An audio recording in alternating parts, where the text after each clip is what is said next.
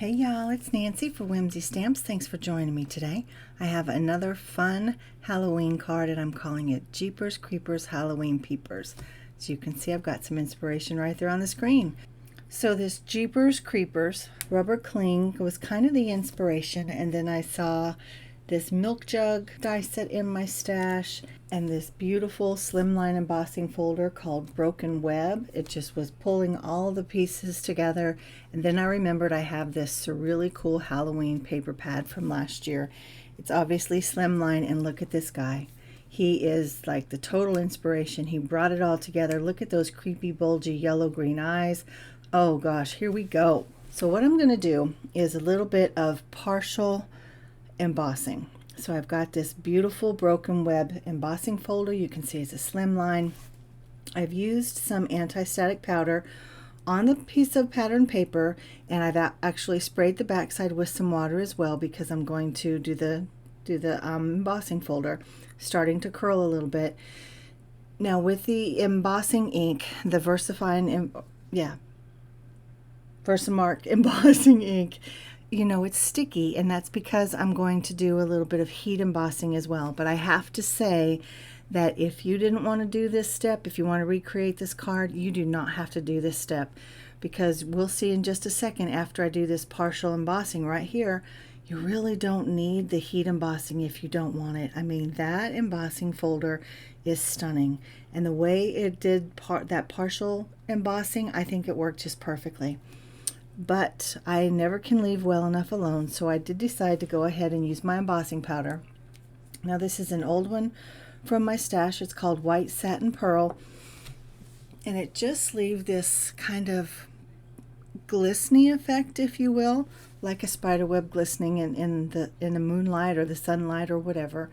And you saw me knocking it off with that paintbrush there up at the top right corner, just because it stuck in places I didn't want it to stick. And I think that's because I used the water, because you know you have to mist your paper just so that it doesn't crackle too much, which, by the way, the crackle is what made that embossing folder work on that particular card. So side note. But again, you would not have to use the embossing powder if you didn't want to. So here I have the smallest, I believe it's the smallest of the milk jugs from the milk can die set that came out earlier this year. And I'm cutting 3 different jugs. This is essentially going to be the front of my shaker card. And now these 3 jugs, guys, if you do this, hang on to them. In fact, I will link to my channel, because I have a bonus card where I make these 3 little milk jugs into another Halloween card. So keep your eye out for that. I'll have it linked downstairs. I may not have that video up as quickly as I have this one up, but we'll have it up on Sunday the 5th of September sometime, hopefully by noon, if not sooner. So just wanted to let you know that that was going on. I also added some super strong adhesive to the back, and I used some Duralar for the window, and that double-sided black foam tape from Whimsy. It's super strong. And then these eyeballs that actually kind of take center stage between them and the skull, or the skeleton man, I mean, they're amazing. Those are from the Jeepers Creepers set. I stamped them out twice, heat embossed, and then I colored them very simply with super light green and a yellowy green, just to kind of match the skeleton man's eyes. So I adhered them down. I fussy cut them out, kind of overlapped them so that they made just one big image across the back of this little panel, and that of course becomes the back of my shaker, and essentially it's the contents of the jugs. And so we've got the background, we've got the shaken eyeballs, we have the confetti from This Calls for Confetti, which, by the way, the different colors were lime zest and fresh lemonade, and they're just that really soft greeny yellowy color that matches eyes. Matches eyes really well, in fact, and I think it's so much fun the way they shake around in there and the eyeballs kind of roll up and down. It's creepy, but it's also fun at the same time. So I added the whole panel to my card base, which measures, it's about 8.5 by 3 3/4. I wanted there to be a little bit of a white border on the top and the bottom, and we were able to make that happen. And then I kind of went back and forth on the sentiment. I won't lie, it was not an easy decision.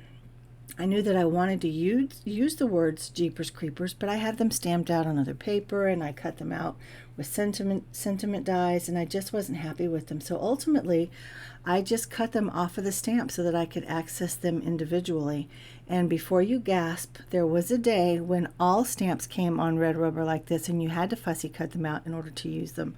So that doesn't bother me one bit. That's just kind of what we used to do, and was kind of second nature, to be honest.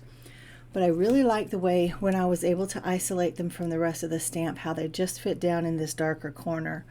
I don't think I could have done it up at the top because of his eyeball. I didn't obviously want to stamp any words over his eyeball, but I love that font. And then I used that same white satin pearl embossing powder, so it's just really subtle.